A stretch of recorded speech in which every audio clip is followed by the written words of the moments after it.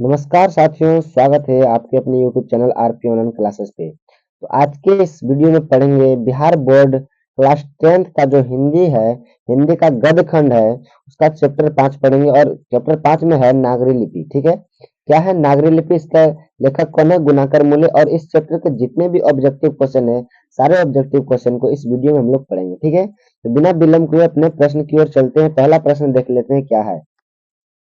हिंदी तथा इसकी विविध बोलियां किस लिपि में लिखी जाती है, तो देवनागरी लिपि में लिखी जाती है।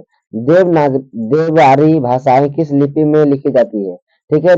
नेवारी भाषाएं किस लिपि में लिखी जाती है, तो देवनागरी में लिखी जाती है, नेवारी। ठीक है दोस्तों, नेवारी भाषाएं किस लिपि में लिखी जाती है, तो देवनागरी लिपि में लिखी जाती है। ठीक है, अगली क्वेश्चन बहुत ही इंपॉर्टेंट क्वेश्चन है कि सूर्य नामक पुस्तक किनकी रचना है। सूर्य नामक पुस्तक किनकी रचना है, तो गुणाकर मूल्य की है। ठीक है, अगली क्वेश्चन भारतीय लिपियों की कहानी पुस्तक के रचयिता कौन है, तो गुणाकर मूल्य है। कौन है, गुणाकर मूल्य है। ठीक है, अगली क्वेश्चन क्या है। नागरी लिपि शीर्षक पाठ साहित्य की कौन सी विधा है। नागरी लिपि शीर्षक पाठ साहित्य की कौन सी विधा है, तो निबंध है। कौन सी है, निबंध है। दोहा कोश किसकी रचना है, क्या है, दोहा कोश किसकी रचना है, तो सरहपाद की है। किसका है, सरहपाद की है। ठीक है, अगली क्वेश्चन क्या है। नागरी लिपि के लेखक कौन है, तो वो गुणाकर मूल्य है।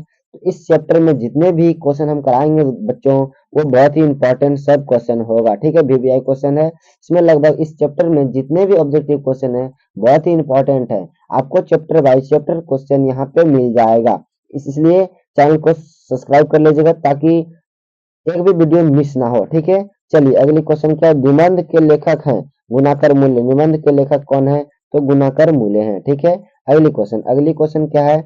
तमिल, मलयालम, तेलुगु, कन्नड़ भाषाएं हैं, क्या है। तमिल, मलयालम, तेलुगु, कन्नड़ भाषाएं क्या है, दक्षिण भारत की है। ठीक है, कैसी है, दक्षिण भारत की है।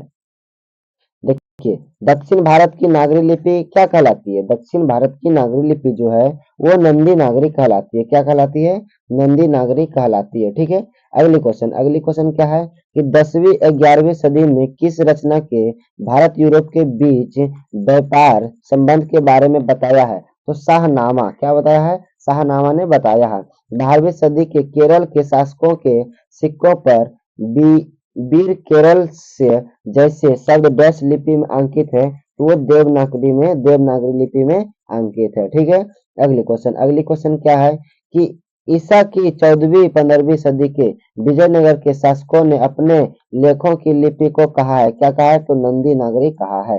हिंदी लिखी जाती है तो देवनागरी लिपि में, हिंदी लिखी जाती है तो देवनागरी लिपि में हिंदी को लिखा जाता है। ठीक है बच्चों, अगली क्वेश्चन मित्र देखना क्या है कि हिंदी के आदि कवि कौन है।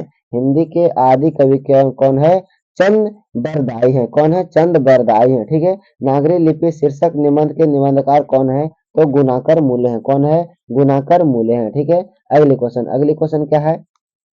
सरहपाद की कृतियां है, सरहपाद की कृतियां क्या है, दोहा कोश। क्या है, दोहा कोश। विजयनगर के राजाओं के लेखों की लिपि को क्या नाम दिया गया है, तो नंदी नागरी लिपि दिया गया है। कहाँ के राजाओं को, विजयनगर के राजाओं को। ठीक है, चलिए अगली क्वेश्चन क्या है कि उत्तर भारत से नागरी लिपि के लेख कब से मिलने लगे। उत्तर भारत से नागरी लिपि के लेख कब से मिलने लगे, तो 8वीं सदी से मिलने लगे। कब से मिलने लगे, 8वीं सदी से मिलने लगे।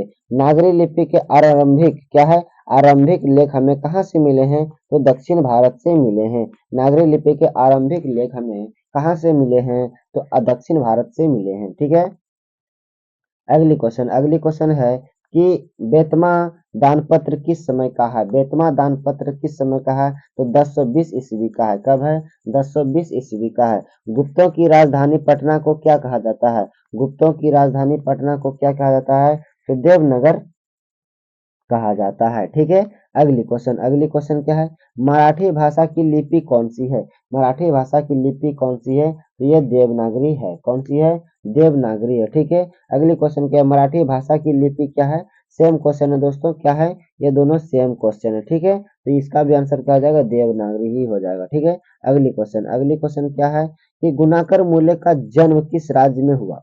गुणाकर मूल्य का जन्म किस राज्य में हुआ, तो वो महाराष्ट्र में हुआ। कहाँ पे हुआ है, महाराष्ट्र में हुआ है। ठीक है, अगले क्वेश्चन क्या है, गुणाकर मूल्य की शिक्षा की भाषा क्या थी?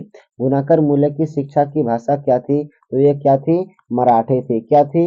मराठी थी। ठीक है, अगली क्वेश्चन क्या है, नागरी लिपि क्या है? क्वेश्चन, नागरी लिपि किस विद्या की रचना है? किस विद्या की रचना है? किस विद्या की रचना है? ठीक है, नागरी लिपि किस विद्या की रचना है? तो वो ध्यान में रखना है निबंध का, इसका निबंध का है। ठीक है, अगली क्वेश्चन को लेके चलेंगे।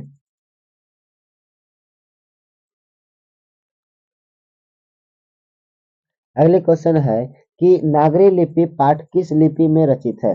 देवनागरी में रचित है। ठीक है, किसमें? देवनागरी लिपि में रचित है। अगली क्वेश्चन क्या है कि देवनागरी लिपि के टाइप लगभग कितने पहले बने हैं? देवनागरी लिपि के टाइप लगभग कितने पहले बने हैं? तो 2 सदी पहले बने हैं। कितने सदी? 2 सदी पहले बने हैं। ठीक है, नेपाली भाषा की लिपि क्या है? नेपाली भाषा की लिपि क्या है? तो देवनागरी है। क्या है? देवनागरी है, वो याद रखना है, देवनागरी है। ठीक है, चलिए अगली क्वेश्चन क्या है कि अगली क्वेश्चन है कि गुप्त काल से किस लिपि का संबंध है? गुप्त काल से किस लिपि का संबंध है? तो ब्राह्मणी लिपि का संबंध है। ठीक है, मुलेजी ने मिडिल स्तर तक किस भाषा को बढ़ाया है? किस भाषा को पढ़ाया है? तो मराठी भाषा को पढ़ाया है। मूले जी यानी कि गुणाकर मूले जी ने मिडिल स्तर तक किस भाषा को पढ़ाया है? किस भाषा को पढ़ाया है? तो मराठी भाषा को पढ़ाया है। ठीक है, अगली क्वेश्चन क्या है कि गुणाकर मूले ने किस लिपि को प्राचीन नागरी लिपि की बहन की संज्ञा दी है? बंगला। किसको? बंगला। गुणाकर मूल्य का जन्म कब हुआ था? 1935 ईस्वी में हुआ था। 1935 ईस्वी में हुआ था। ये कहाँ हुआ था? कर्नाटक राज्य में हुआ था। ठीक है, चलिए अगली क्वेश्चन क्या है, सिद्धम क्या है? सिद्धम क्या है? तो एक प्रकार की लिपि है। सिद्धम क्या है? तो एक प्रकार की क्या है? यह लिपि है। ठीक है, अगली क्वेश्चन है कि देवनागरी की संज्ञा दी गई है। देवनागरी की संज्ञा दी गई है काशी को। किसको दी गई है? काशी को। अगली क्वेश्चन है कि उत्तर भारत क्या है? उत्तर भारत की विशेष सत्यापत्य शैली को क्या कहते हैं? नगर शैली कहते हैं। क्या कहते हैं? नगर शैली कहते हैं। अमोघ वर्ष क्या है? अमोघ वर्ष कौन था? अमोघ वर्ष कौन था? तो प्रख्यात राष्ट्र कूट राजा था। कौन? प्रख्यात राष्ट्र कूट राजा था। ठीक है, अगली क्वेश्चन क्या है, श्रवण बेल गोल क्या है? श्रवण बेल गोल जैन तीर्थ स्थल कहाँ है? श्रवण बेल गोल जैन तीर्थ स्थल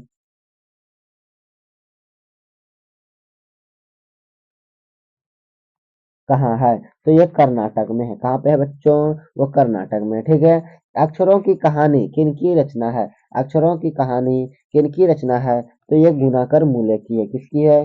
गुणाकर मूल्य की है। ठीक है, अगली क्वेश्चन क्या है, मिहिर भोज की मिहिर भोज की ग्वालियर प्रशिस्त किस भाषा में है?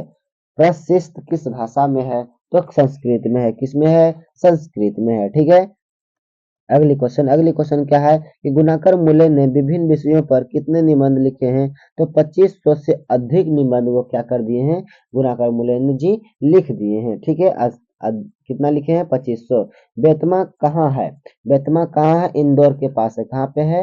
इंदौर के पास बेतमा है। ठीक है, नागरी लिपि पाठ गुणाकर मूल्य की किस रचना से लिया गया है? नागरी लिपि पाठ गुणाकर मूल्य की किस रचना से लिया गया है? तो भारतीय लिपियों की कहानी से लिया गया है। भारतीय लिपियों की कहानी से लिया गया है। ठीक है, अगली क्वेश्चन क्या है कि नागरी लिपि नाम अस्तित्व में कब आया है? नागरी लिपि नाम अस्तित्व में कब आया है? तो 1000 ईस्वी के आसपास में आया है। 1000 ईस्वी के आसपास में आया है। ठीक है, अगली क्वेश्चन क्या है कि गुणाकर मूल्य की प्रारंभिक शिक्षा किस परिवेश में हुई है? ग्रामीण परिवेश में हुई है। किस परिवेश में हुई है? ग्रामीण परिवेश में हुई है। ठीक है, अगली क्वेश्चन क्या है, नागरी लिपि शीर्षक पाठ किस पुस्तक से लिया गया है? भारतीय लिपियों की कहानी से लिया गया है। भारतीय लिपियों की कहानी से लिया गया है। गुणाकर मूल्य की मृत्यु कब हुई? तो 2009 ईस्वी में हुआ। कितना में हुआ? 2009 ईस्वी में हुआ है। ठीक है, चलिए अगली क्वेश्चन क्या है, अगली क्वेश्चन खत्म होता है यहाँ से। अब इसमें सबसे लास्ट क्वेश्चन हमने बता दिया कि गुणाकर मूल्य की मृत्यु कब हुई थी? 2009 ईस्वी में। तो उम्मीद है यह वीडियो पसंद आया होगा। तो चैनल को सब्सक्राइब कर लेना है, साथ में बेल आइकन को दबाना ना भूलना है, ठीक है। और उम्मीद है यह आपको बहुत ही फायदेमंद है। तो हिंदी के जितना भी चैप्टर है सभी को चैप्टर बाय चैप्टर आपको ऑब्जेक्टिव मिल जाएगा इसी चैनल पे, तो चैनल को सब्सक्राइब कर लीजिएगा।